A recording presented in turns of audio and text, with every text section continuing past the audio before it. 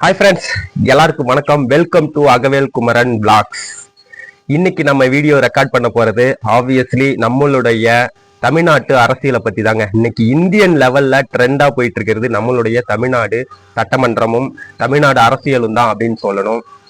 நம்மளுடைய தளபதி விஜய் அவர்களுடைய சர்க்கார் எப்படி இருக்கு அப்படின்றத பத்தி தான் நம்ம இன்னைக்கு சேனல்ல பேச போறோம். இவ்வளவு நாளா ஐபிஎல்லோ இன்ஸ்டாகிராம் ரீல்ஸோ யூடியூப்ல வந்துட்டு தேவையில்லாத ரீல்ஸுகளையும் பார்த்து நேரத்தை வீணடித்து கொண்டிருந்த இளைஞர்களும் பெண்களும் அனைவருமே குழந்தைகள் முதற்கொண்டு இன்றைக்கு அசம்பிளி லைவ் பார்க்குறாங்க. சட்டமன்றத்தினுடைய நேரலையை கண்டு கழித்து கொண்டிருக்கிறார்கள். அதிகப்படியான நியூஸ் சேனல்ஸை இன்னைக்கு நம்மளுடைய மக்கள் பார்த்து கொண்டிருக்கிறார்கள் என்று சொன்னால் அதற்கு காரணம் யார் என்று கேட்டால் நம்மளுடைய முதலமைச்சர் திரு தளபதி ஜோசப் விஜய் அவர்கள்தான் என்பதில் எந்த விதமான மாற்று கருத்தும் கிடையாது. ஐபிஎல் பார்ப்பவர்களின் எண்ணிக்கை 25% குறைந்திருக்கிறது. அதற்காக அவங்க வந்துட்டு ஆய்வு செஞ்சுட்டு இருக்கிறாங்க இன்னைக்கு. அதுக்கு காரணம் வந்துட்டு நீங்க ஆய்வு செஞ்சு நிறைய காரணம் கண்டுபிடிக்க தேவையில்ல, ஒரே காரணம் தான். சி ஜோசப் விஜய் எனும் நான் அப்படின்ற அந்த வார்த்தையை கேட்கறதுக்காக தமிழ்நாடே இன்னைக்கு வெயிட் பண்ணிட்டு இருந்தது. அதை கேட்டு முடித்ததுக்கு அப்புறம் பெரும்பான்மையை நிரூபிக்கணும் அப்படின்னு சொல்லிட்டு இன்னைக்கு சட்டசபையில 144 எம்எல்ஏக்களுடைய ஆதரவை பெற்று தமிழக வெற்றி கழகம் தன்னுடைய தீர்மானத்தை நிறைவேற்றி இன்னைக்கு ஆட்சியிலை தொடர்ந்து கொண்டிருக்கிறது.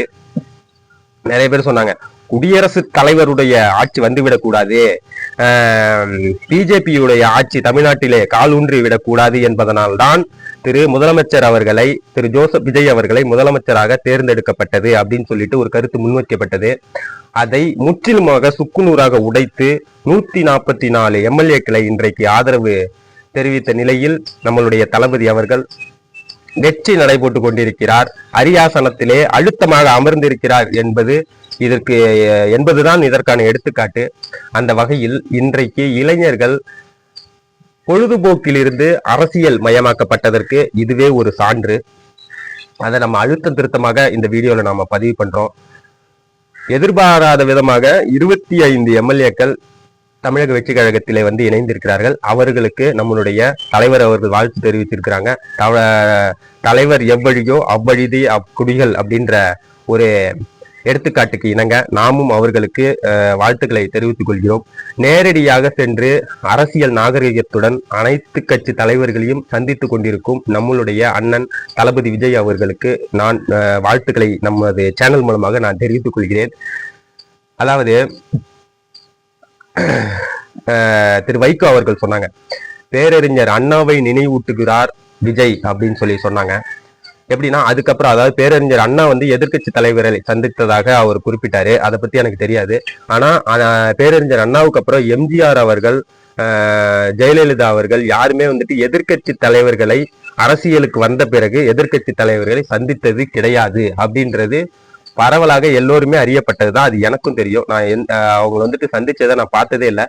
அந்த அளவுக்கு ஒரு எதிர்ப்பாக இருந்த ஒரு அரசியல் நிலைப்பாட்டையும் அரசியல் சூழலையும் தலைகீழாக இன்றைக்கு மாற்றி அரசியல் நாகரீகம் என்றால் என்ன அப்படின்னு சொல்லிட்டு தமிழ்நாட்டு மக்களுக்கும் இந்திய மக்களுக்கும் உலக தமிழர்களுக்கும் எடுத்துக்காட்டாக திகழ்ந்து கொண்டிருக்கும் நம்மளுடைய தளபதி விஜய் அவர்களுக்கு மீண்டும் நம்மளுடைய வாழ்த்துக்களை தெரிவித்துக் கொள்கிறோம். அதே போல வரப்போகின்ற நாட்களில் நல்ல திட்டங்களையும் சொன்ன வாக்குறுதிகளையும் அவர் நிறைவேற்றுவார் என்று முழு மனதாக நாம் நம்பலாம் என்று இந்த செயல்பாடுகள் மூலம் நமக்கு தெரிய வருகிறது.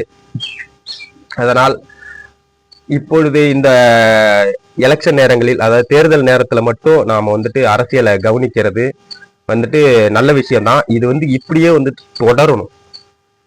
இது அப்படியே விட்டுறக்கூடாது. திரும்ப வந்துட்டு ஒரு பொழுதுபோக்கு வந்ததுன்னா இதை மறந்துட்டு அதுல போயிடக்கூடாது. நம்ம தளபதிக்காக நம்ம எப்பவுமே கூடவே நிற்கணும். மியூச்சுவல் வாரியர்ஸ் அதை எப்பயுமே செஞ்சுட்டே இருப்போம். அதே போல சாதாரண நம்மளுடைய இளைஞர்களும் இதை வந்துட்டு செஞ்சுட்டே இருக்கணும் அப்படின்றத நம்மளுடைய கருத்து. ஏன்னா மற்ற பொழுதுபோக்கு நிகழ்ச்சிகள்ல இவ்வளவு நாள் நம்ம பார்த்துட்டு இருந்தோம். அரசியல்ல வந்துட்டு அவ்வளவா கவனிக்கல. இது என்னடா இது இப்படி பண்றாங்க அப்படின்ட்டு கண்டும் காணாமல் விட்டு கொண்டிருந்ததை இன்றைக்கு தொடர்ந்து நாம் கவனித்துக் கொண்டிருக்கிறோம். இது இப்படியே தொடர வேண்டும் என்பதுதான் நம்மளுடைய கருத்து. மீண்டும் இதே போல ஒரு நல்ல வீடியோவில் உங்களை சந்திக்கும் வரை உங்களிடமிருந்து விடைபெறுவது உங்கள் ஆனந்தகுமார். நன்றி, வணக்கம்.